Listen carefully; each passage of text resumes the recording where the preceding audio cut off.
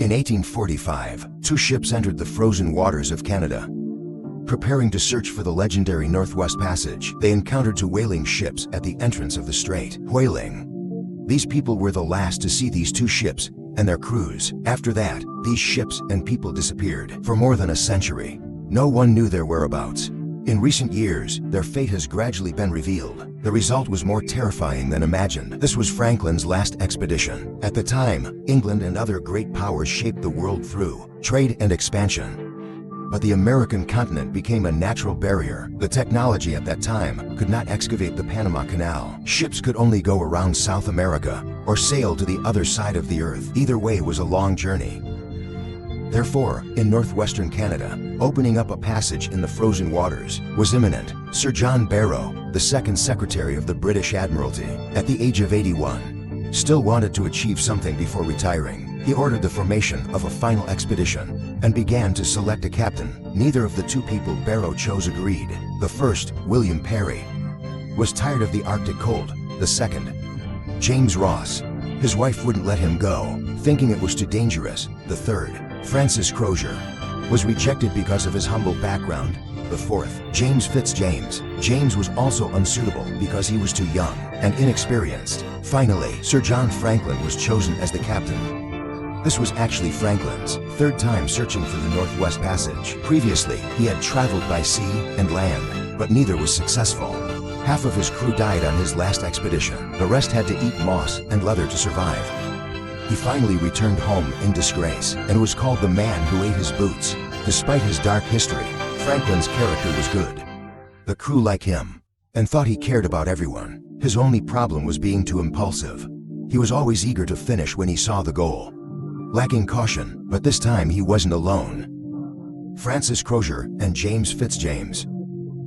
James, as the deputy, set off with him. They were in charge of the Terror and Erebus respectively. For this expedition, the equipment of the ships was a huge expense, and the technology was top-notch. The Erebus was built in 1826, 32 meters long. The Terror was built in 1813, 31 meters long. These two ships were originally used to launch heavy exhaust cannons. The hull was very strong and could withstand the damage of Arctic ice. In addition to the standard configuration, the wooden hull of the ship was doubled in thickness, and iron plates were added to the bow and near the waterline to enhance ice resistance. What's even more amazing is that the ship was equipped with heating pipes for heating. More innovative was that they installed propellers for the first time. The propellers and rudders could retract when facing ice, avoid damage, to provide power. Each ship carried a steam engine taken from the London Greenwich Railway. This way, even without wind, the ship could keep moving via steam engine. The steam engine used a ton of fresh water per hour, so the ship also carried equipment to convert seawater into fresh water. In addition, they also brought a newly invented camera, the Daguerre camera. The ship was also equipped with diving suits to repair propellers damaged by ice. These devices seem ordinary today, but they were definitely high-tech at the time. For the crew participating in this expedition, it was like going to space. Because out of the 24 officers in the team, only 6 had been to the Arctic. Only 6 had been to the Arctic. The others felt like it was another planet. The compass didn't work well there. Being too close to the pole, it was always off. They wouldn't see the sun for months, or the sun wouldn't set for months. The ocean was frozen most of the time. The land was just white snow, gray rock, and blue-black seawater. On May 19, 1845, the Erebus and Terror set off from Greenhithe, east of London, to begin their journey. They began their journey. The two ships carried 134 people, along with a cat, a dog named Neptune, and a monkey named Jack. He was a gift from Mrs. Franklin. In addition, they also brought 2 tons of tobacco, 7,500 liters of wine, 12,000 books, costumes, sports equipment, and 16,000 cans of canned food. Many of these cans contained fruits and vegetables used to prevent scurvy. They relied almost entirely on these cans for sustenance. They headed north, first stopping briefly in Scotland, before crossing the Atlantic Ocean, eventually reaching Disco Island, west of Greenland. 2 other ships accompanied them, carrying supplies. Before returning to England, the expedition continued. At this point, 5 crew members returned home early due to illness. The remaining crew stayed on the island for a few days, writing their final letters home. Overall, the crew was very excited, feeling like they were participating in an epic-making adventure to leave their names in history. The expedition set off again on July 12, 1845, with 129 people on board. They encountered two whaling ships in Baffin Bay, who helped guide them into Lancaster Sound. That was the last time anyone saw the expedition. They disappeared afterwards. More than 150 years later, after much investigation, their experiences were gradually pieced together. Although many mysteries remain unsolved to this day, Arctic navigation is notoriously slow. The sea surface is covered with floating ice. Ships must push ice aside to advance.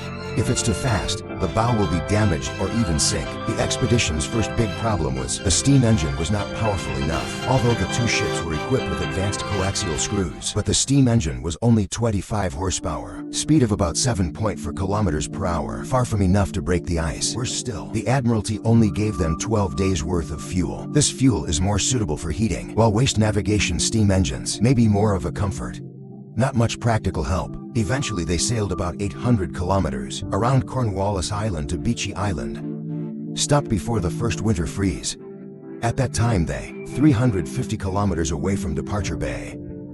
Progress is acceptable. Winter of 1845, two ships were anchored at Beechey Island, in a small bay between Beechey and Devon Islands, avoiding the massive piles of ice. After the ships were frozen in, the crew piled snow around the ships for insulation. The sails on the deck were converted into canvas tents, covering most of the deck, allowing everyone to shelter from the cold wind. Nevertheless, during the winter of 1845 to 1846, 3 crew members of the expedition still died. The presumed cause of death was pneumonia, or possibly due to other factors. The expedition's second major problem gradually emerged, and these problems they had endured for several months. The 16,000 cans of food they brought were of extremely poor quality, due to rushed production, or purchased from suppliers at the lowest price. The cans were improperly soldered with lead. Many cans had traces of lead inside. Some cans were undercooked, nor were they completely sealed, leading to food spoilage. Botulism and mold grew.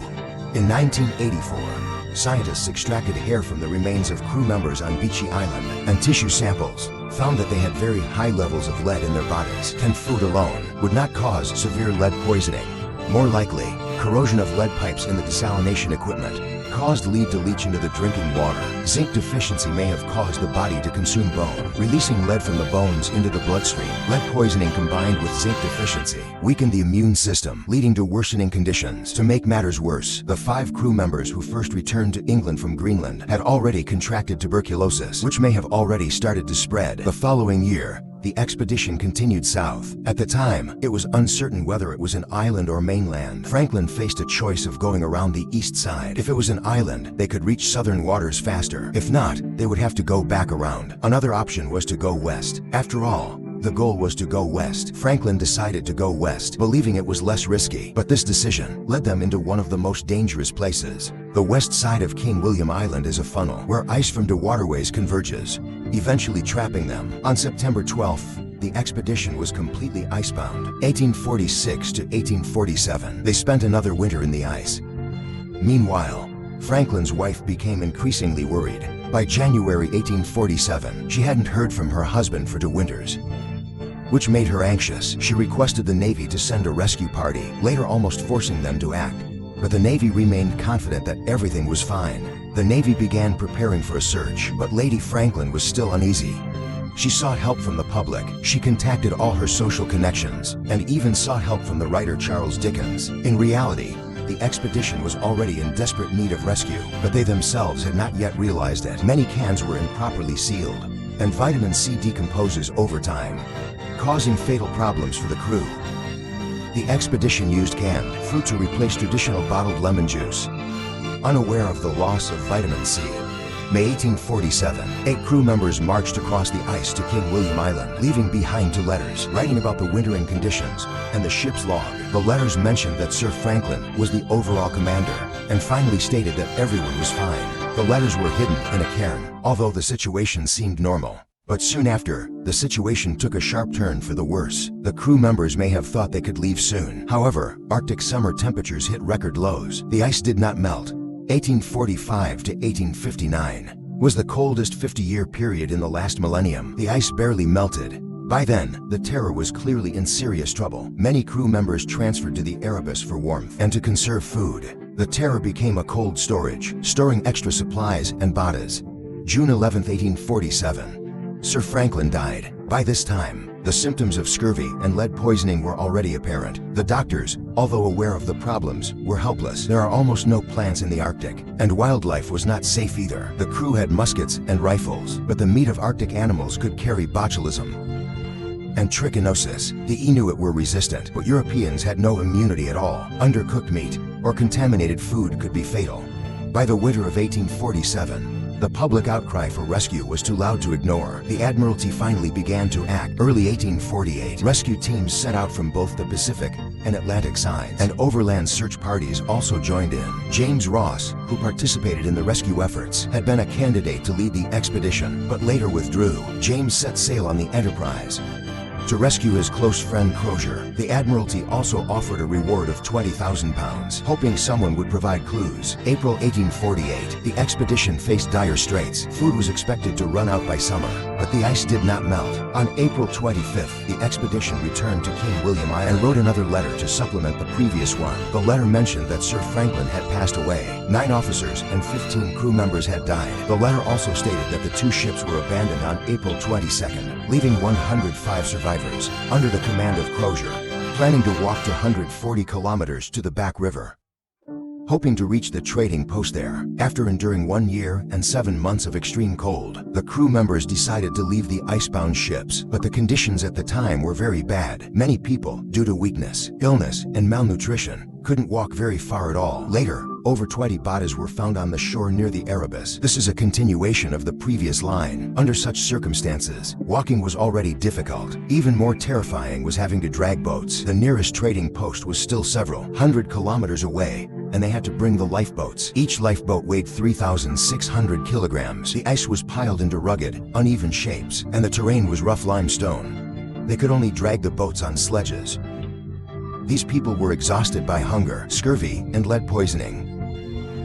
Dragging boats was sheer torture. Nevertheless, some people still persevered. Today we know that this journey was not completed by everyone together. Some people separated from the main group, but they did not give up. In fact, remains were found in over a dozen different locations. Some people took different routes, and some turned back towards the ships. Because there was food on the ships, fuel, and shelter. Summer of 1848. The food should have run out long ago. Even so, decades later, people found unopened cans. This is a continuation of the previous line. It seems the crew finally realized the threat of the cans, preferring to starve rather than eat them. Between July and August 1849, some speculated that the Erebus had finally broken free from the ice. Inuit had mentioned that near the Royal Geographical Society Islands, they saw a ship with white men in formation holding guns and spears. Even more interestingly, the Inuit also mentioned that the dogs with the white men were Inuit dogs, estimated to be of the husky type. Such details could not have been fabricated. A year later, in 1850, another group of Inuit found a ship stuck in the ice. The stove on the ship was still burning. Several crew members' bodies lay in their bunks. By summer, the main group had already split. Many people starved to death at Starvation Cove. The remaining small group continued south along the coast. It was reported that Inuit encountered a group of 4, only one of whom was near starvation. It was later learned that this person was the only one who refused to eat his companions. The Inuit took them in, giving them food to regain their strength, but another member died from illness. The remaining 3 continued their journey. August, the rescue team discovered 3 graves on Beechy Island. This was concrete evidence of the expedition's demise. The deceased were likely among the earliest casualties. Unable to head south after discovering the graves, the search teams became even more worried about the remaining crew. Lady Franklin's persistent appeals made the search even more critical. In 1850, at least 11 ships set out on rescue missions. More ships joined the effort in the following years.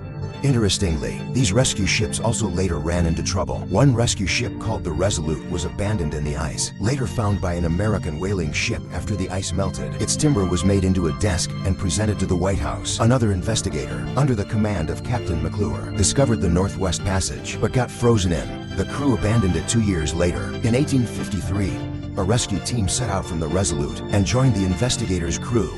Their combined efforts led to escape. Franklin's expedition failure wasn't entirely their fault. The Arctic environment was extremely harsh. Even the rescue ships faced issues, which speaks for itself. The most successful survivors used small boats to reach Hudson Bay, but ultimately perished. In 1850, Inuit saw 40 survivors heading south. By 1851, only 4 remained. They had abandoned their sledges. By late 1851, most of the crew had died of starvation or freezing. The Inuit reports were not taken seriously. Much information was overlooked. In 1854, Surgeon John Ray obtained expedition artifacts from the Inuit, such as brass buttons. The Inuit reported finding 30 corpses.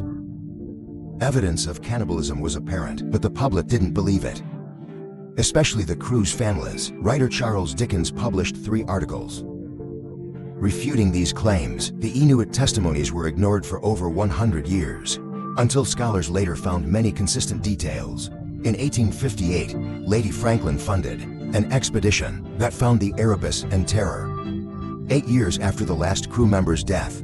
Yet evidence was only discovered then. In 1869, another explorer met with the Inuit. They claimed to have given Franklin's crew supplies, but couldn't rescue them. Public opinion of the Inuit declined. In 1993, 145 years later, the final camp was finally found, confirming the timeline of cannibalism, but most of the crew remains missing. Many may never be found. In 2014, the wreck of the Erebus was discovered in Queen Maud Gulf, matching the Inuits' descriptions. In 2016, the wreck of the Terror was found in Terror Bay. Archaeologists planned excavations in 2020, but they were postponed until 2022.